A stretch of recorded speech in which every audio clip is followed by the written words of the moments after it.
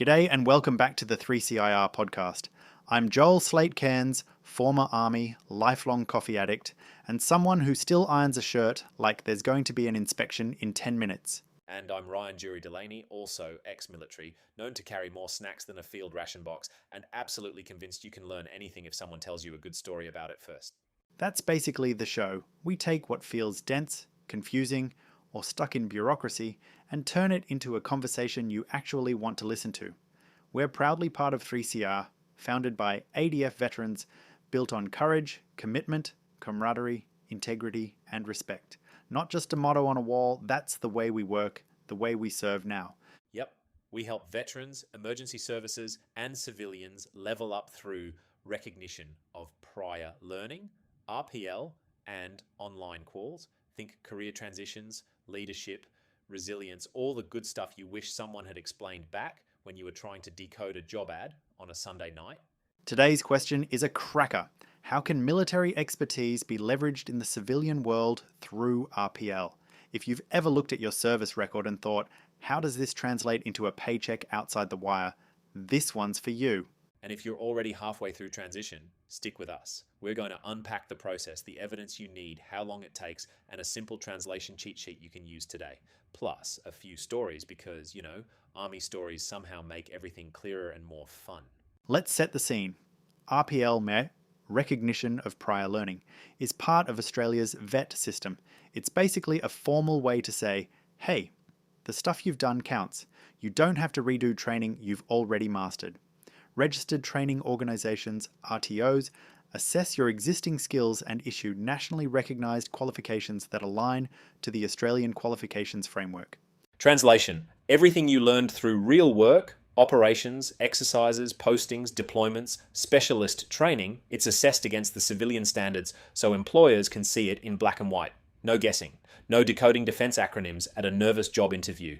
We know that gap. In uniform, you speak in tasks, tempo, readiness. Out here, it's KPIs, budgets, stakeholder comms, same discipline, different dictionary. RPL is the translator. And 3CIR is like the comms node. We're veteran-owned. We operate under third-party arrangements with Asset College, that's RTO 31718, and we specialise in taking your real capabilities and mapping them against qualifications civilian employers understand at a glance. Right out of the gate, let's hit the why. Why is RPL essential for ADF career transitions?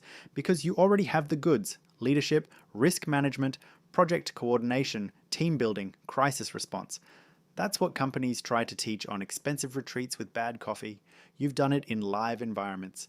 The challenge is the translation. You say, I coordinated a company-level operation with joint assets. They hear, maybe you've led a meeting? No, the stakes and structure are different, but the competencies are dead on for project management, operations, WHS, security, logistics, government roles. RPL validates that in their language. Exactly. And it saves you time. You could spend a year studying material you already know, or use RPL to get recognised, then fill only the genuine gaps with focused training. Efficient, cost-effective, and frankly, a morale booster. Quick story. A mate of mine, ex-infantry sergeant, tactical through and through. On paper, he looked like combat dude. Through RPL, we mapped his planning cycles, resourcing, and after-action reviews to project management competencies. He landed a project coordinator role in 3 months. First day, his boss says, can you handle 6 stakeholders and a tight deadline? He laughs. Try 6 nations and a deadline called Sunrise.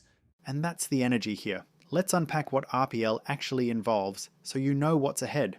It starts with a consult, like a recce, where we look at your background, roles, courses, and what quals might fit.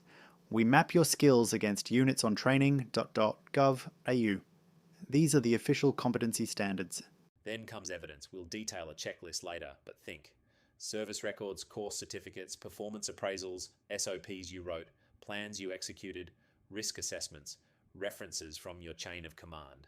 The stronger the pack, the faster the trek, eh?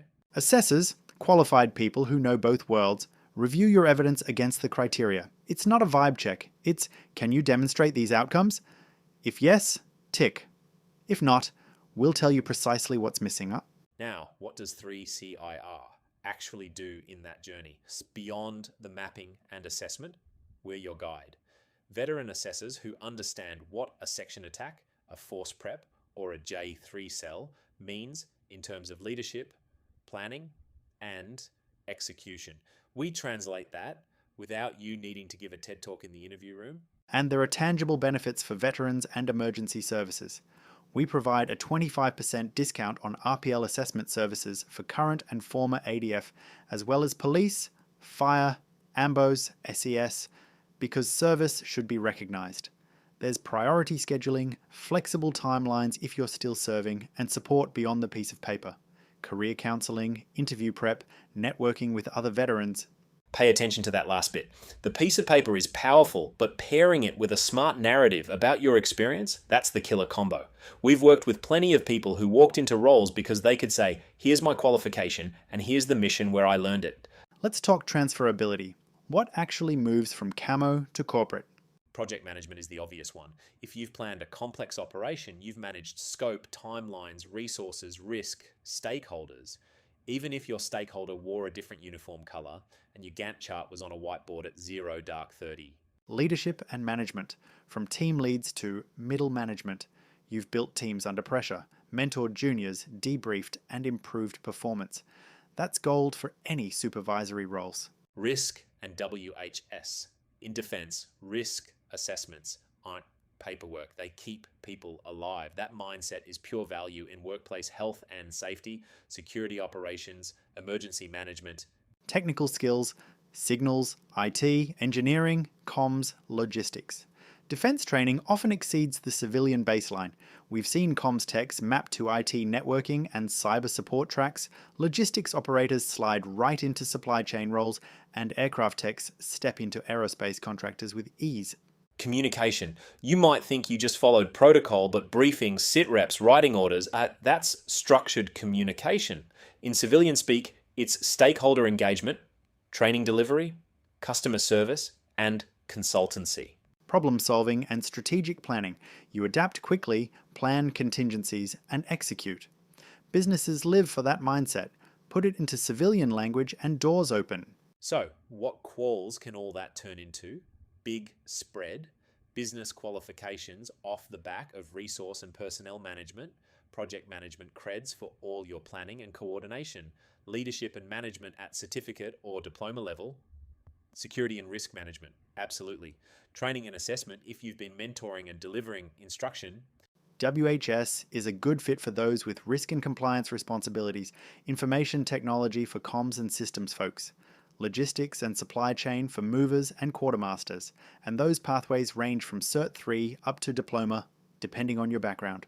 People always ask, where do I start? Easiest first step, the free RPL assessment form on the 3CIR site. Tell us what you've done, we'll show you what it equates to. That initial skills mapping is like your map and compass. Let's open that loop we promised. An evidence checklist you can start pulling together today. Think of this as packing your evidence rucksack.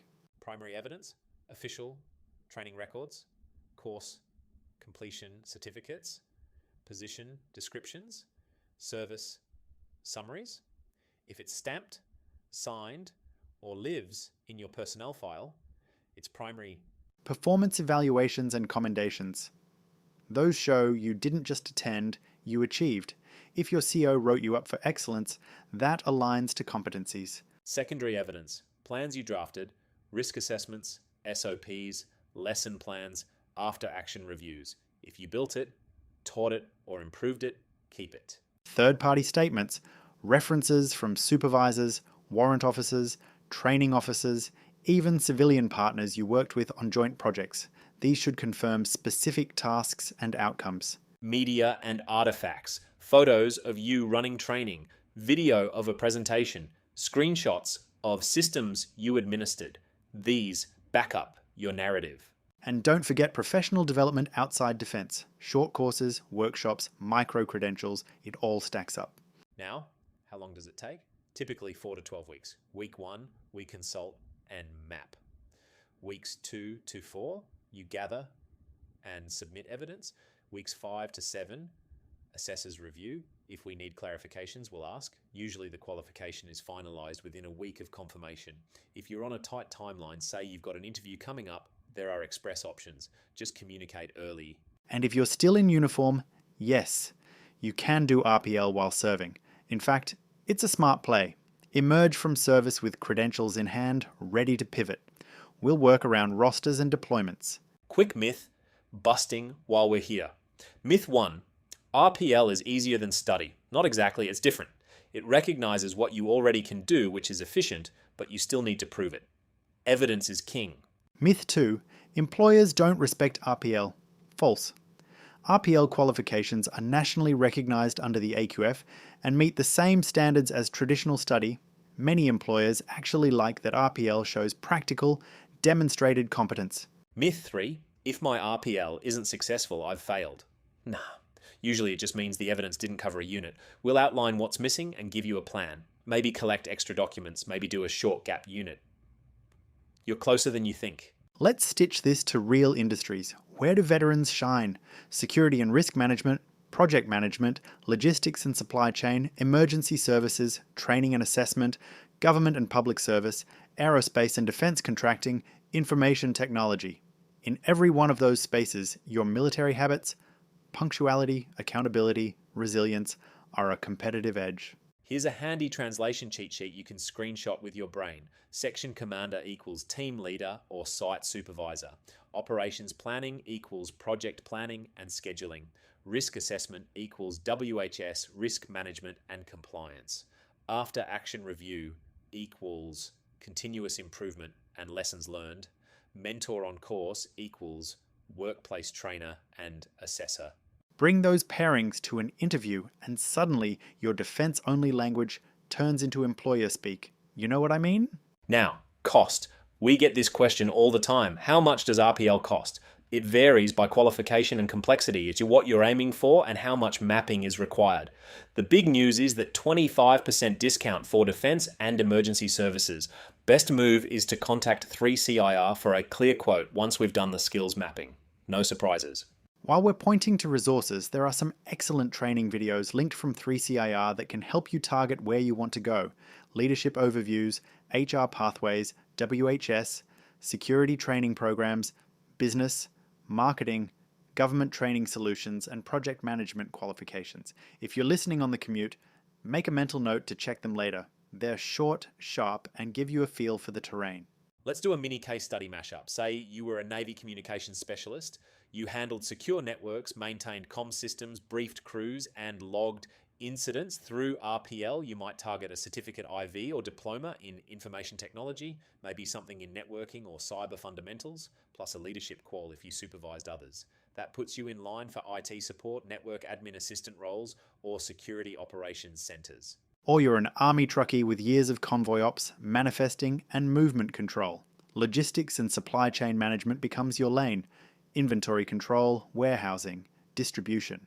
RPL can recognize all that route planning, documentation, and team coordination you did on the road and in the yard. Air Force avionics tech, you've got technical documentation, fault finding, maintenance planning. Depending on your evidence, you may align to engineering tech support roles or step into aerospace contractors, with RPL smoothing the path to formal quals that HR systems demand. And don't sleep on training and assessment. If you've spent time as an instructor, section mentor, or course facilitator, there are qualifications that recognize those skills, letting you work in vocational training, L&D teams, or internal corporate academies. Let's talk emotions for a sec. Transition can feel like identity whiplash. In uniform, your rank and posting tell a story. Out here, your email signature doesn't come with automatic respect. RPL helps close that confidence gap. There's something powerful about seeing your career history turned into national credentials. It says you're not starting from zero. I remember one veteran telling us, the day the qualification arrived, he stopped calling himself ex-ADF only and started saying project manager. The shift mattered, and the employer heard it too. Okay, let's open another loop. What if you think your experience is too niche? Maybe you were in a small specialist unit. The principle still holds. Competencies are competencies. We'll unpack your tasks and outcomes. Did you plan? Did you train? Did you mitigate risk? Did you manage equipment or people? Did you solve problems under pressure? There's a qualification pathway. And if you find genuine gaps, say a software suite you've never used or a compliance requirement new to you, that's where targeted upskilling comes in. Don't spend a year relearning the whole field. Use RPL to shave it down to the essentials, then do a short course to bridge the last piece. Now, process flow in one breath, consult and mapping, evidence gathering, assessment review, clarifications if needed, then issuance, keep comms open, respond quickly, and you're cruising.